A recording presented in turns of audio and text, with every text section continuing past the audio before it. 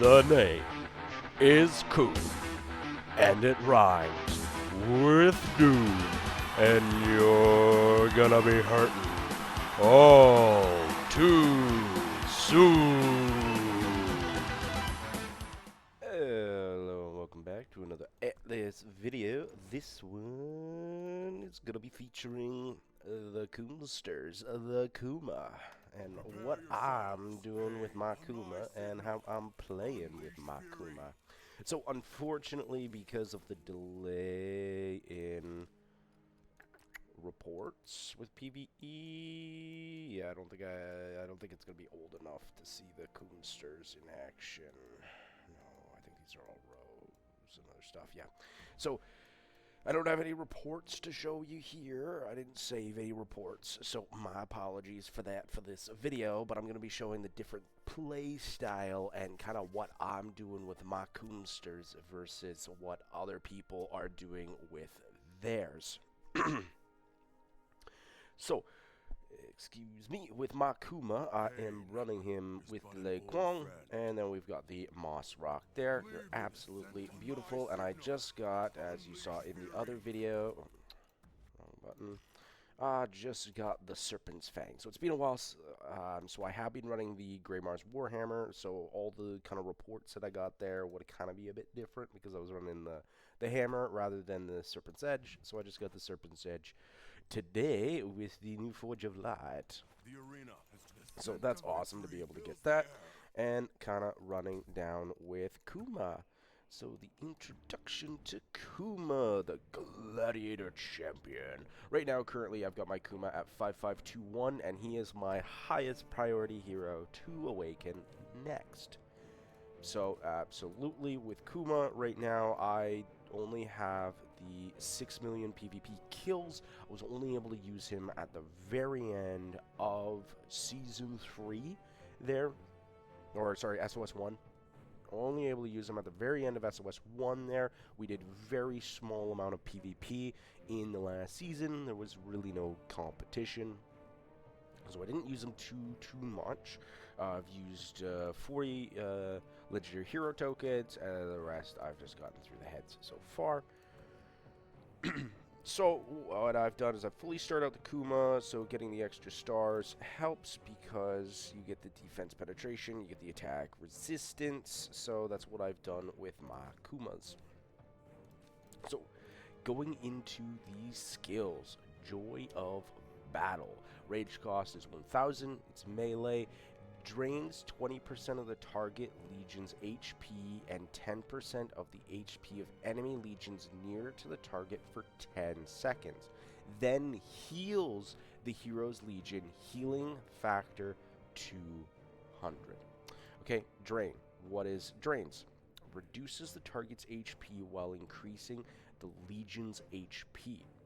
The legion can gain an HP bonus of up to 50% by draining the target legion, and up to 100% by draining other legions near the target. The target legion's HP can be reduced by up to 50% via draining, right? Up to 50% there, 50%. And other legions' HP can be reduced by up to 30% via drain. So there is a cap on the 30% via drain.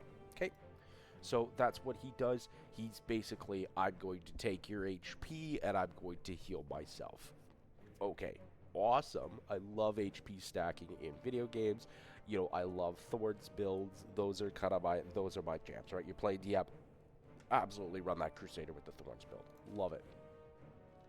The second ability here, the first passive skill here, the Legion heals once every 10 seconds in battle, healing factor of 50, and receives extra healing according to its current infantry HP bonus base healing factor. So the bonus, temporary infantry HP bonus with a fixed duration obtained during battle. How do we get that? Through the rage kill, because the drain target legion's HP 20%. drained surrounding HP, Legion HP 10%, and then healing factor 200. So we get the healing factor, and then that gets increased based off of joy of battle. So we've got the Man-Eater there. Next, we have the next passive ability, the third skill here, Army of Exiles. The Legion infantry units gain 7% physical defense and 7% attack, up to 15%, and 15% starts at 5. Perfect, simple, easy. This is exactly what we want. We get a physical defense bonus, love it, and we get some extra attack. Love it. Perfect. Great kit so far. And then a Glorious Death passive skill, the fourth skill, third passive. While in the field, this hero's legion gains 4% attack for every nearby legion that is in battle, up to a maximum of 40%. While this hero legion's when this hero's legion defeats an enemy legion, this hero's legion receives 5% more healing for 10 seconds. Okay, so the attack bonus goes up to 10%. The max attack bonus goes up to 100%. And the healing received goes up to 20%. This skill is going to be huge later on when we're talking about pairings and where you can use the Kunsters. And then the Awakened skill here, we have Champion,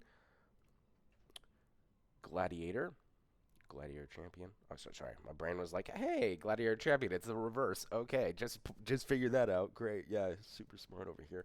When granting a buff via an innate skill, the Legion gains 20% HP for 3 seconds. This effect can trigger once every 5 seconds. An innate skill. The 5 fixed skills that every hero starts out with. These do not include their talents, so these are the passives and the active skills. When you get a buff, right, we get a buff of granting ourselves some HP. Legion gains 20% HP for 3 seconds. Whew, so we are absolutely HP stacking. That's crazy. I love HP stackers. That's so much fun. Yes. So, where should we go from here? Should we change it up? Should we go into talents? Or should we go into pairings? Maybe we go into talents. Maybe we'll talk about my talent tree and kind of what I'm using with Kuma here. So, actually, while we're talking about skills, we'll go skills first. So, skill order for what's maxing. You obviously want Joy of Battle to be maxed first, so that's what I did, and then I fully unlocked all of the skills and just let them land where they land, and they all went into Man-Eater. So I guess the game wanted me to do Man-Eater and one into Army of Exiles. So that's how it dropped for me. I don't know what the best skill priority is going to be. I like Glorious Death, but what I've done is I just went 1, 2, and then we'll see where it lands for the last 2 skills there. Obviously, the rage skill is your priority, and then after that, I mean, I like this one. I like all the skills. I love all the skills. I mean, maybe Man-Eater is probably the best, because this one you need the kills, but fantastic. I think it's a fantastic kit all around.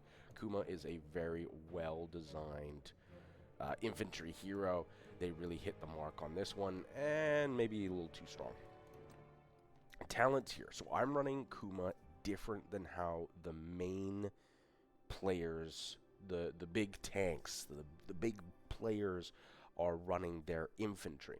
So how a lot of people are running their infantry is they're taking this here, the storm arrows, and showing up the defense. So you have the cavalry unit attack, but you get the legion attack. Okay, so the legion attack affects you, the damage taken, minus 1%, the damage dealt will do it, and then the exemplar effects apply to your, only the one attack doesn't apply to your infantry units, but it's all about this blink.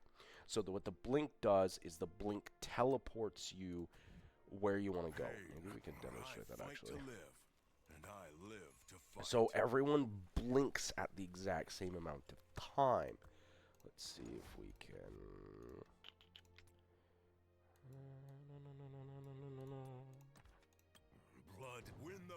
So you got here, you got your circle, and then you blink. Okay, so you want to blink into the enemy DPS, and you coordinate that. So whether you're on Discord or how you want to do that, they now have voice chat in game. So you all blink on the enemy at the exact same amount of time.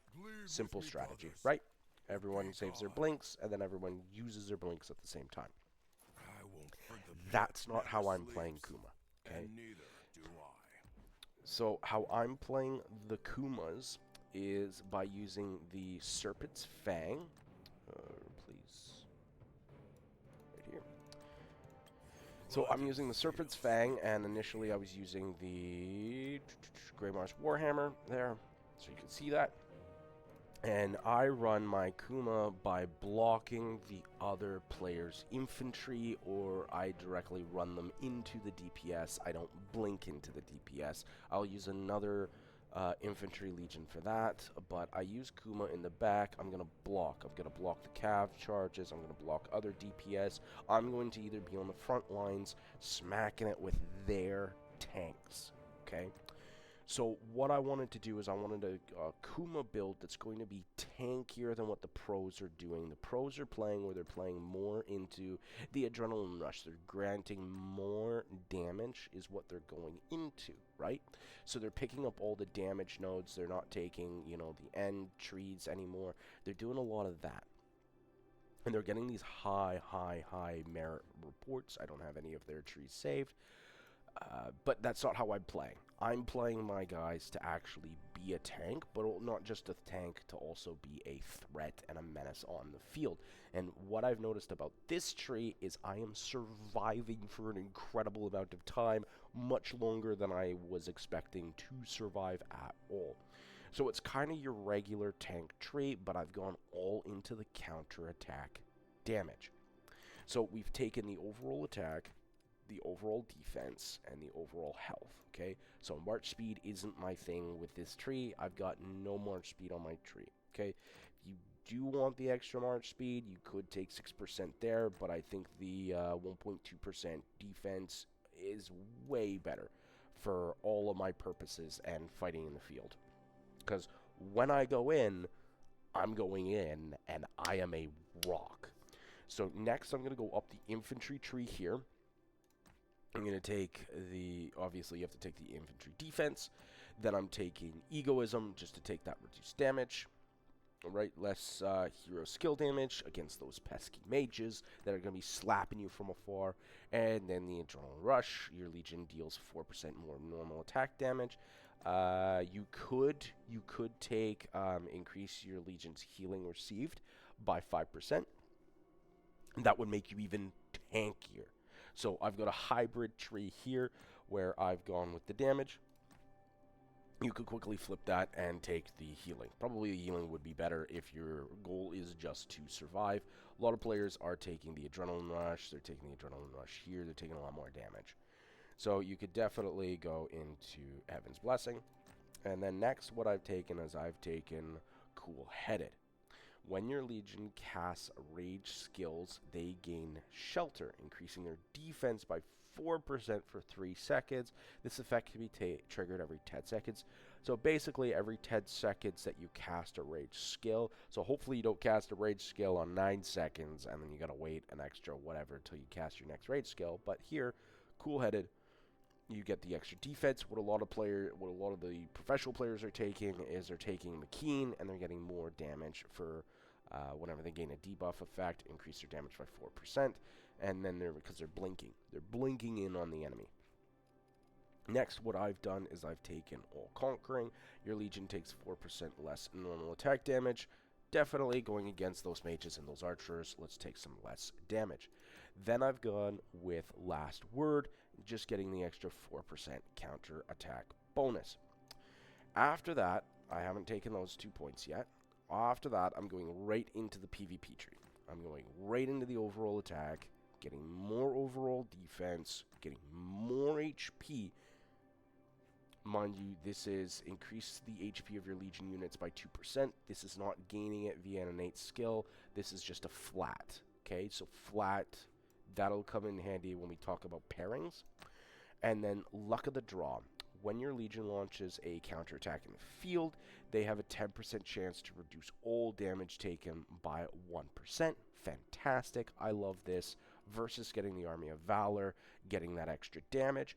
Now, if you are using the blink, you're going to be wanting to use the Army of Valor instead, right? Because you're blinking into them. Your job is to deal damage, right? But I'm not blinking. I'm kind of a hybrid. This is a hybrid tree.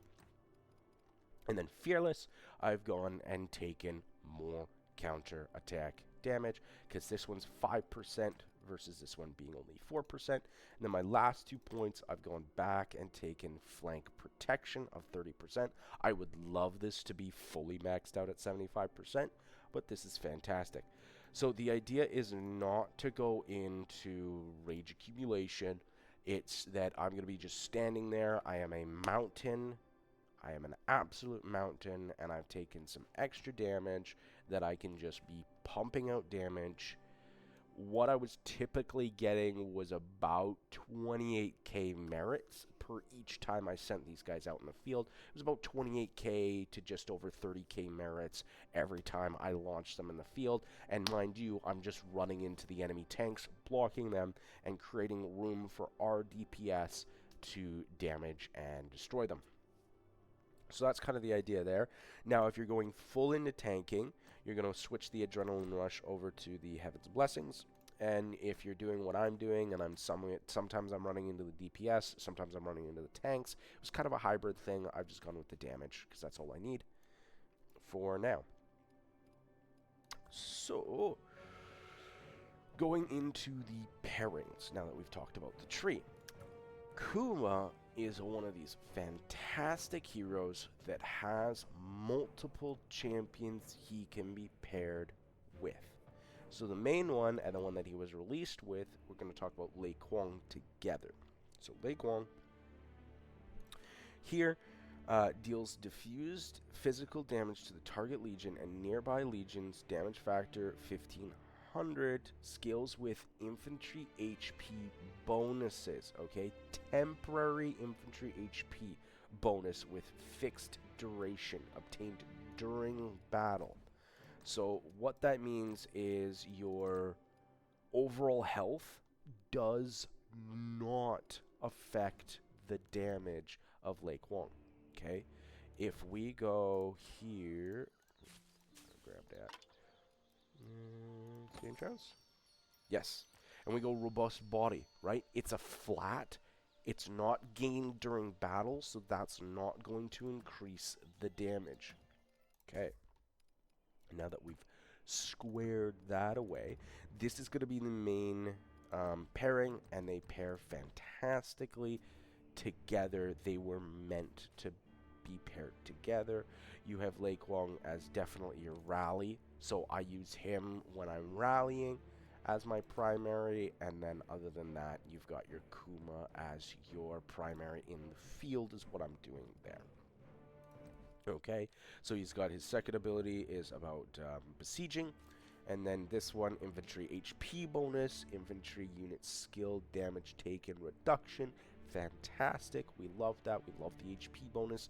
That's what we're doing with Kuma. We're stacking the HP. And then Death Glare. Here, when hit with a normal attack, the Legion has a 15% chance to gain 4% HP and deal an extra 1.75 or 2% more damage for 5 seconds. Stacks up to 10 times. Okay, so that's an extra, with this max, that's an extra 20%. And then we're gaining the HP during battle. Wow, okay, so you can see how these guys pair together. Lovely, and then you have the Awaken ability there.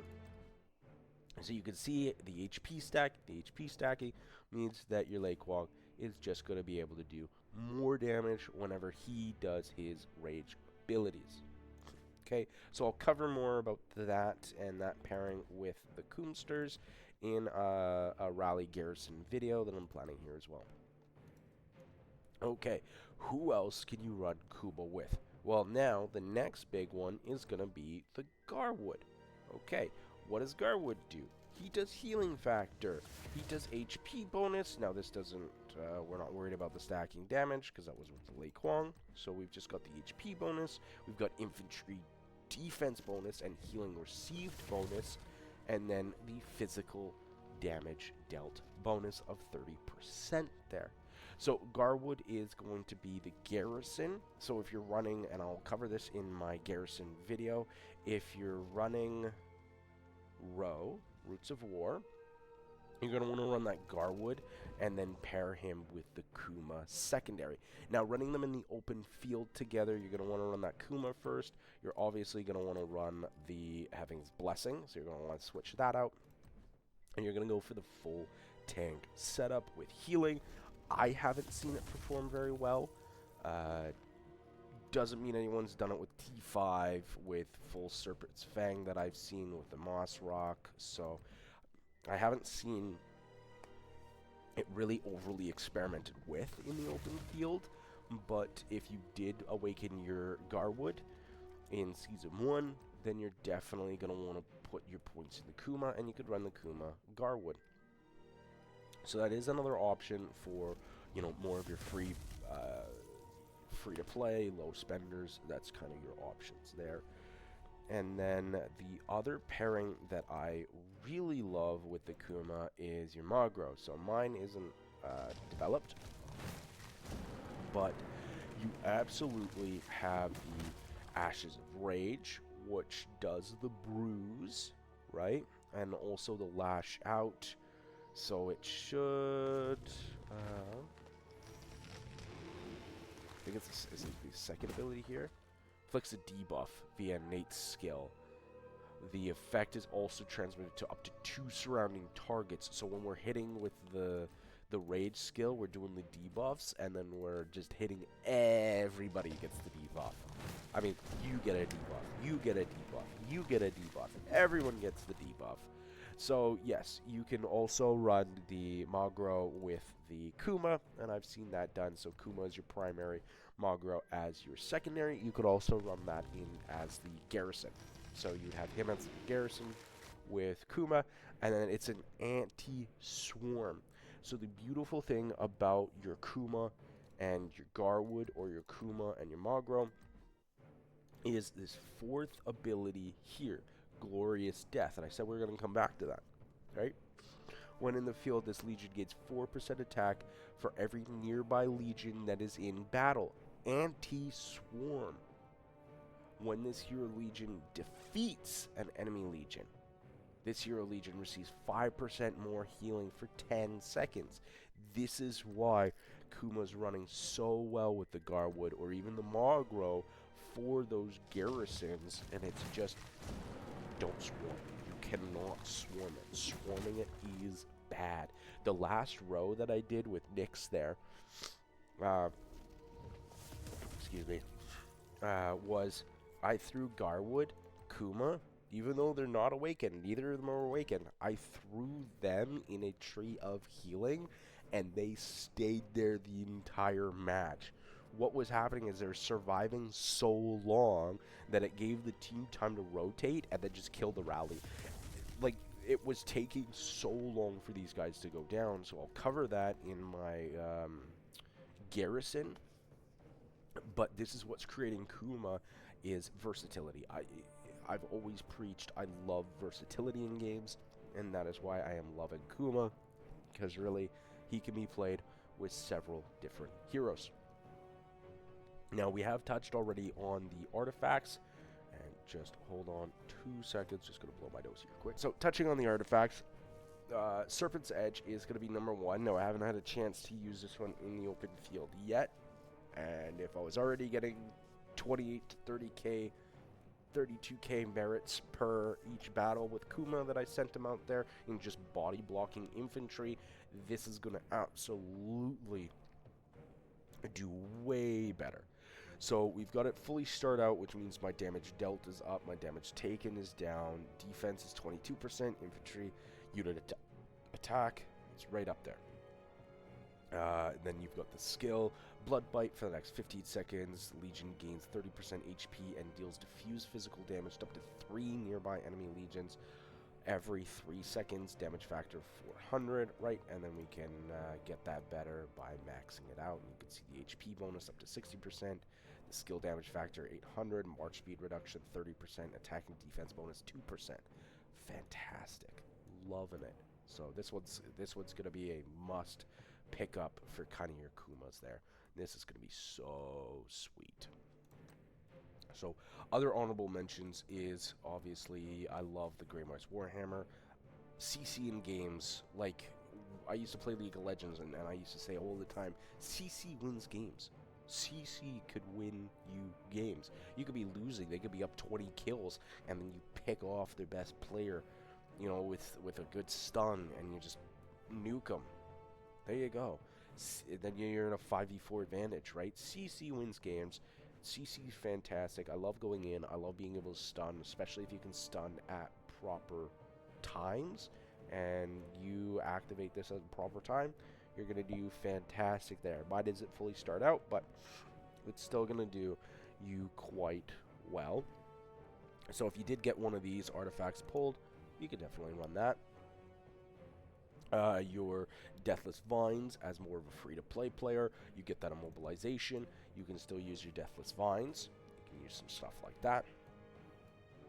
And we've already touched on the Storm Arrows. Storm Arrows, we can throw your Storm Arrows in there, and you can blink into the enemy defenses. So those are going to be your main kind of ones. Now, we are into SOS.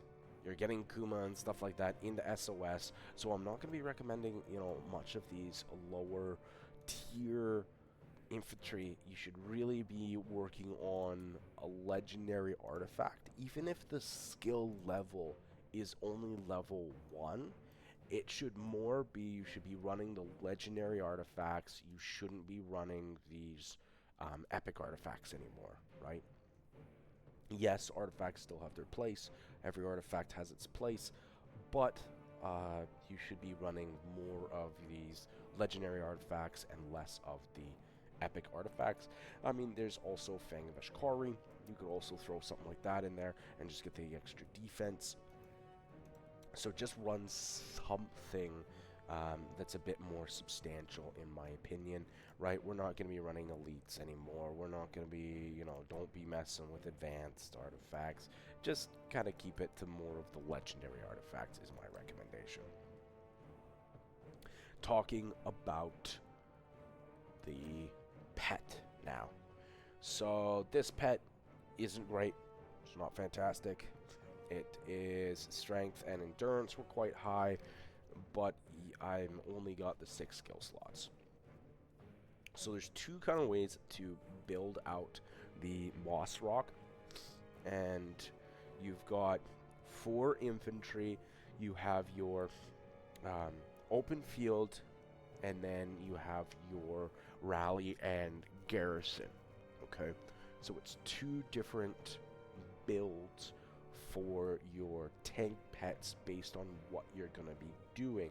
So if we look here, we have more of a open field kind of approach where you're running the Counter-Strike. I do need to change out the intense Counter-Strike to advanced Counter-Strike here, but that's what you're running. You're running more of the Counter-Strike package with your Angry Roar, your Fatal Bite, right, where there's a completely separate build for Moss Rock for rallying and garrison, and I'll go through that in another video. But Intense Coil is one that I did pick up. Increase coil HP by 4%, so, and then I've increased HP of coil. So I am going with, for me personally, I'm going to go with all of the coils. You can't see it. Shoot, I can't show it right now because we're in the off season. But what I'm doing is I'm going to be doing slightly different, where most people have dropped the Intense Coil for more damage. I'm going to keep the Intense Coil, and I'm going to run all 3 coil abilities. And once I get him 8 slotted there. And then I'm running the Tooth and Claw. I've got the Angry Roar with the agility, even though my agility is low, and then the Fatal Bite. So that's what I'm running on my Moss Rock, and Moss Rock is going to be the #1 pet that I advise for doing this, just because the infantry HP bonus. Moss Rock was designed for Kuma. It works well with Kuma. The attack range is melee. Now you can still run the Moon Bear. So if you've been playing a lot longer than I have, you've got your Moon Bear that you could run out there. It's not going to be as good as the Moss Rock, but you could still run the Moon Bear. People have still been doing it. And then you've also got the Venomous Lizard. You could throw, if you have a really good Venomous Lizard that you've been developing since Season 1, you could run your Venomous Lizard with your Kuma. And then because the range is very far, you're also going to be hitting those pesky DPSs that are like flies attacking you. So that's kind of what you could do for Kuma there. So yeah, hopefully you've enjoyed the video. Hopefully that shines some light on Kuma. And yeah, I think, personally, I think Kuma is one of the best infantry heroes in the game. I mean, we know the G4 heroes are just so strong. We have created that super tank meta. But yeah, Kuma is absolutely fantastic. Rise of the fallen! Rise of the fallen! Rise of the fallen!